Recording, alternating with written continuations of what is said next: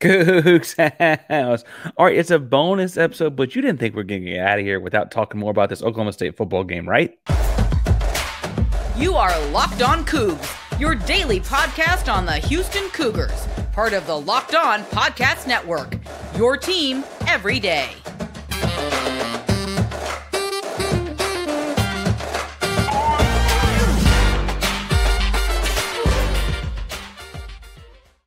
Welcome to Locked On Cougs, daily podcast about your Houston Cougars. I'm your host, Houston-born teacher and coach Parker Ainsworth, here to break down all things Cougs. If you're a U of H fan or just a hater who can't stop by, please be sure to hit subscribe down below. That way you can get latest on Cougs in your newsfeed each and every day. Appreciate you making Locked On Cougs your first listen of the day. And welcome back to the YouTube channel. That's where we found us. It's so good to see you again. We're approaching 1,750 subscribers. Doing a giveaway every 250. The next one of those is 1,750. So subscribe, help us get there, and like and comment on the video to let us know you're in that contest. If after listening to a brief bonus episode about previewing the Oklahoma State and Houston football game this weekend, you don't know what to say, or you're more of a basketball fan, or you're just here for the laughs, tell us in the comments down below.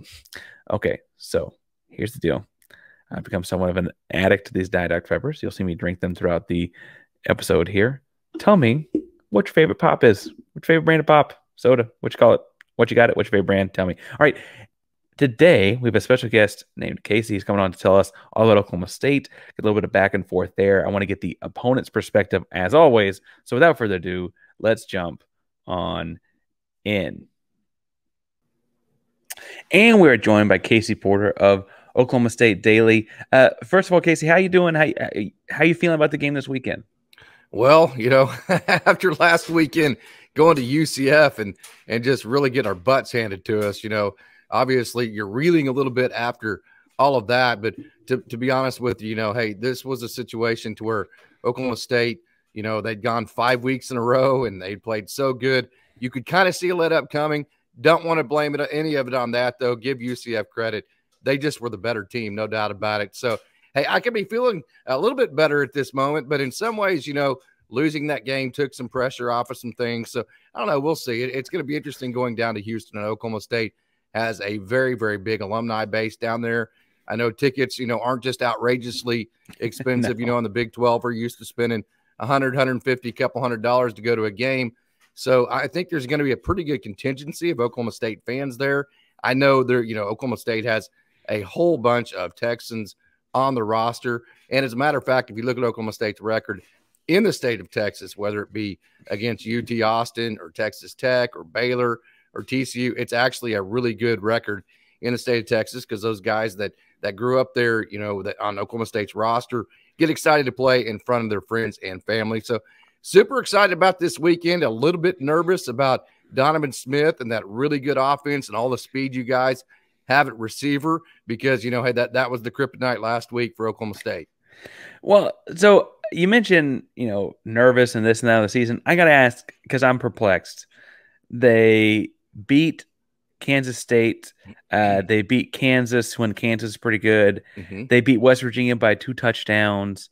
They beat Arizona State earlier this season. Those are all good things. Then you've got South Alabama. You've got Central Florida.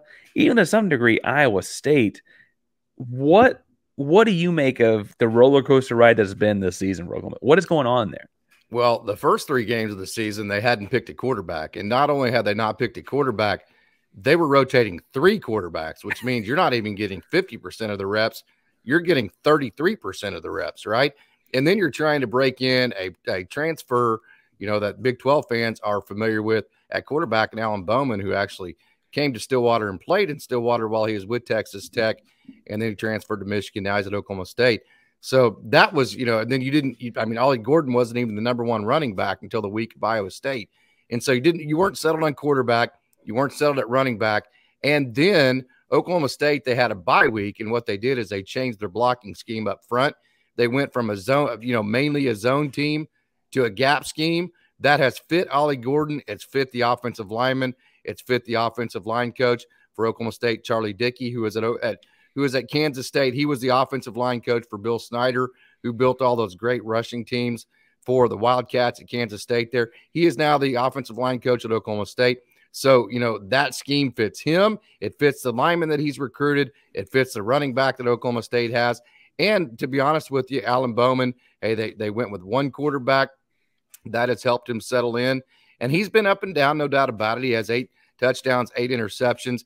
But by and large, in that 5-game stretch where Oklahoma State was fantastic, culminating in beating OU, Alan Bowman has been a good game manager, if you will, just kind of similar to Houston, just throwing some hitches, throwing some speed cuts, throwing, that little mesh route that Oklahoma State likes to do, and just kind of some stick routes and that kind of thing. Very similar as far as the pass game. They haven't asked him to really throw the ball downfield a whole lot, so he's done, what they've asked him to do in the wins. Obviously had 3 interceptions last week.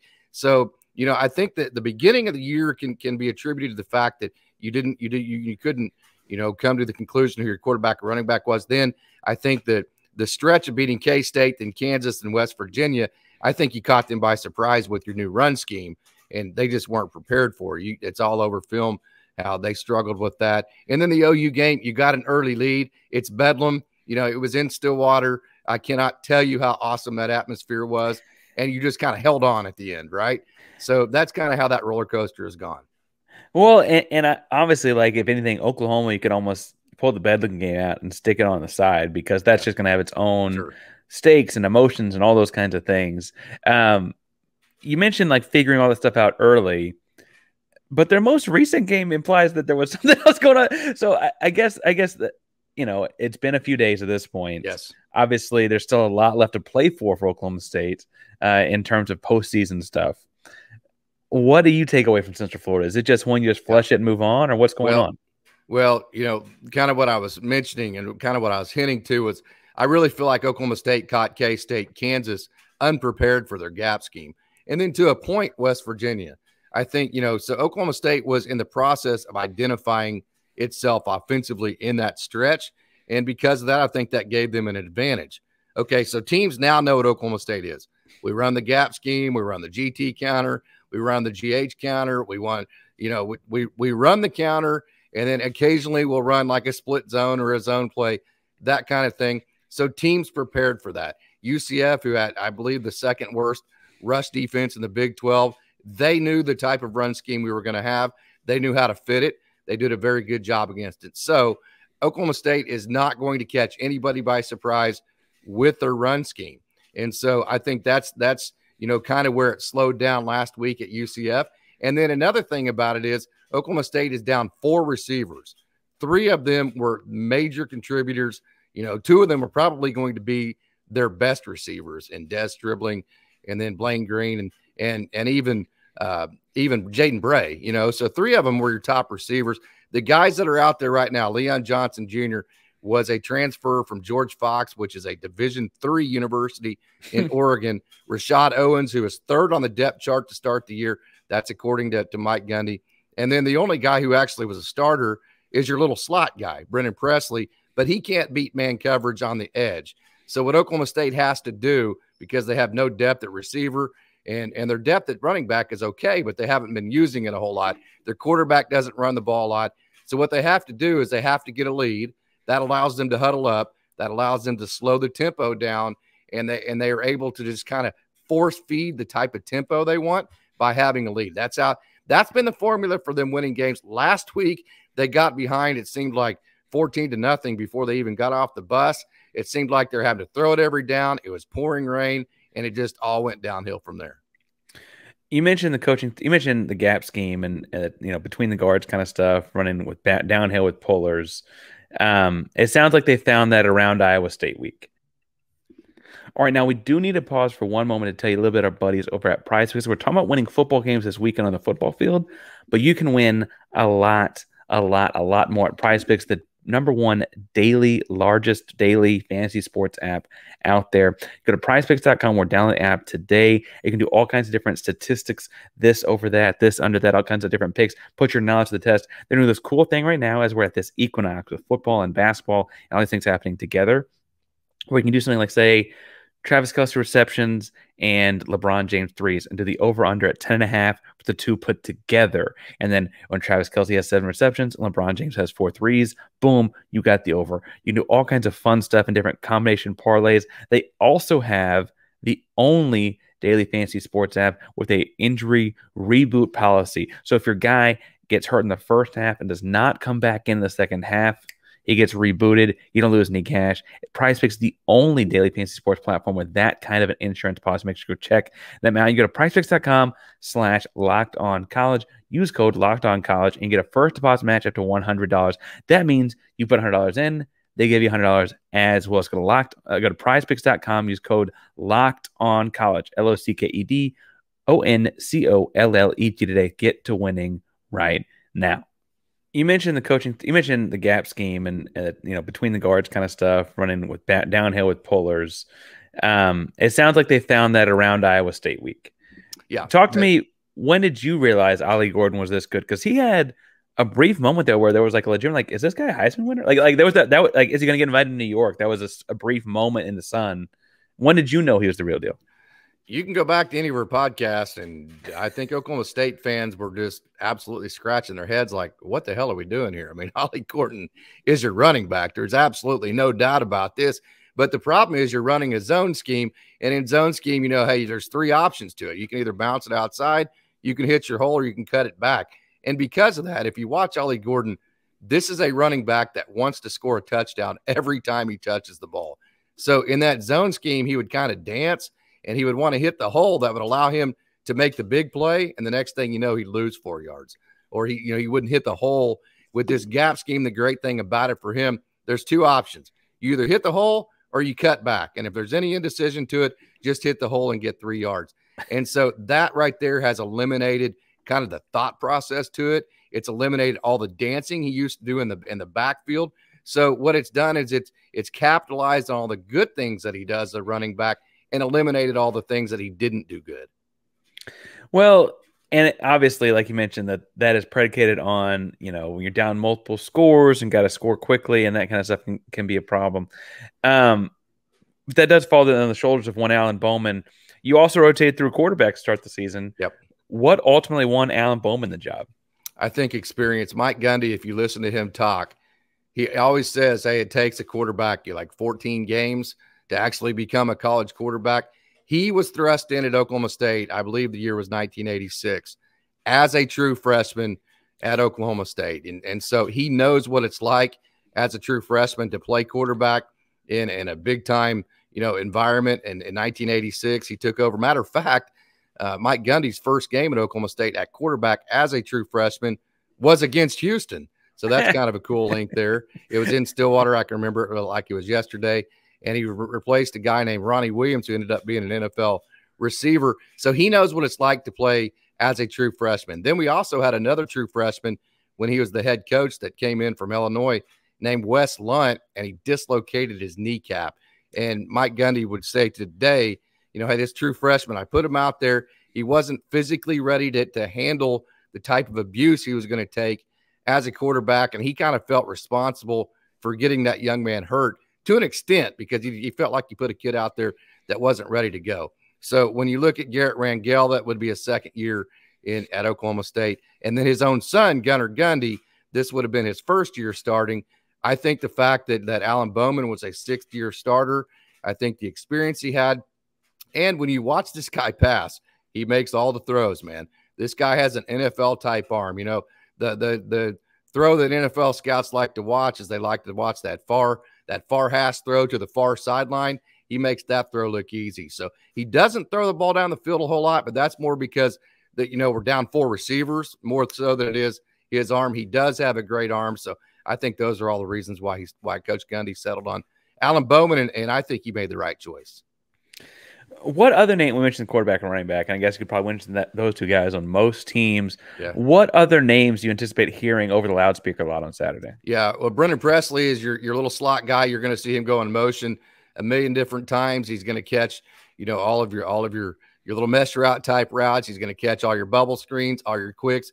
He's that guy that you try to catch in a phone booth, right? So I think you're going to enjoy watching Brendan Presley play. He's a good player.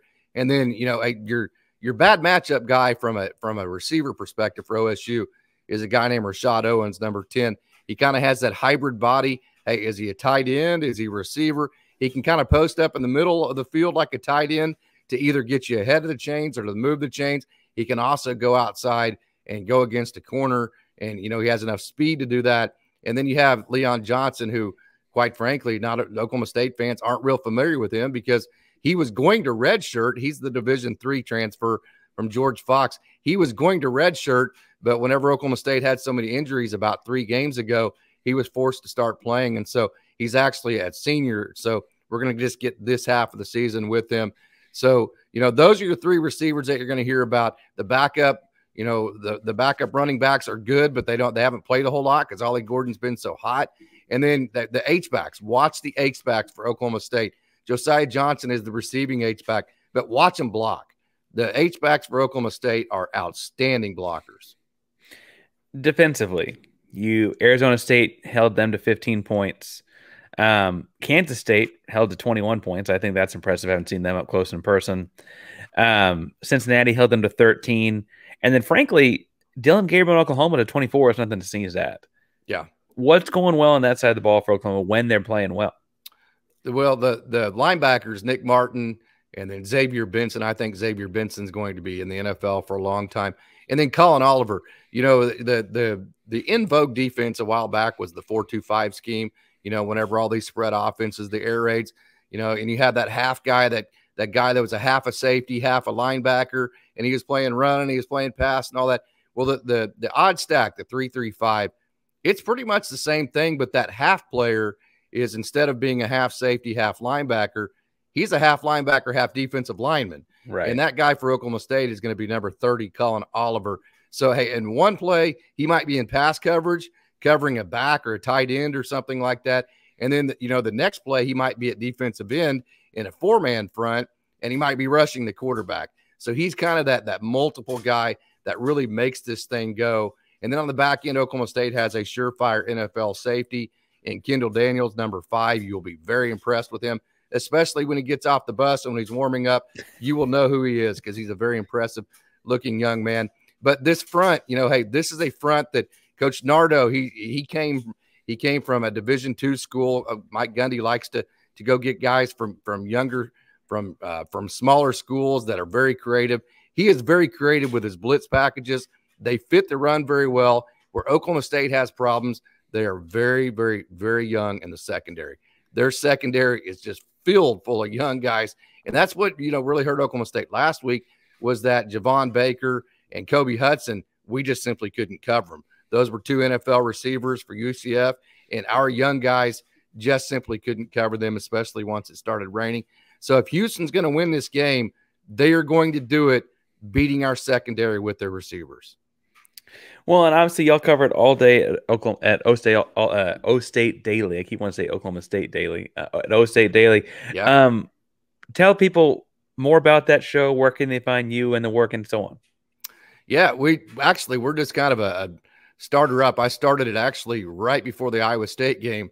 I've been covering the Dodgers for a long time now on a site that I started about 4 or 5 years ago called Dodgers Daily, because here in Oklahoma, the AAA Dodgers team and the AA Dodgers team, AAA is in Oklahoma City, the AA is in Tulsa. So I started covering all their prospects, started a Dodgers Daily. Matter of fact, when I started, it was called Dodger Poke because I was going to cover the Dodgers and OSU at once.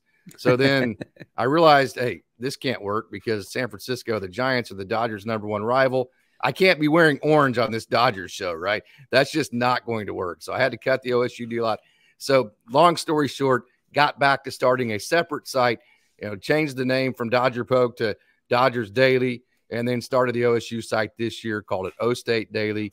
And I grew up in Stillwater, so, hey, million different connections in Oklahoma State, all the, as far as people that are involved with the everyday goings of the university. So started that, and then just started doing, have all the experience interviewing all the Dodgers minor league players with the YouTube stuff. So started a YouTube channel, started, all the social medias like I do with the Dodgers Daily deal. And so here we are. So it's been a lot of fun. And that's O State. I guess you can also go to Dodgers Daily if you're a Dodgers person. I don't know how many of those are in Houston, but yeah, not very many. I know there's not very many Astro fans in LA either. Well, we can go to O State Daily to get all kinds of Oklahoma State perspective on the game this weekend. Make sure you go follow Casey as well at O State_Daily. Thank you for coming on today, Casey. Hey, thank you, Parker. And that's all we got today in the bonus episode. Obviously, got Cougars After Dark tomorrow night as well, after the games are over. So make sure you hit subscribe, hit the bell so you know we're live. I'll be talking to you then as well. Thank you all so much for being Locked On Cougars, your first and potentially second listen of the day. Go check out Locked On Sports Today or Locked On Big 12 for more Locked On action. And as an everyday, make sure you're back Monday for whatever the biggest news is for all things Houston Cougars. Thank you all so much for making Locked On Cougars your daily Houston Cougar podcast. Locked On Cougars is primary Locked On Podcast Network. That means your team, our Cougs, every day. Go Cougs.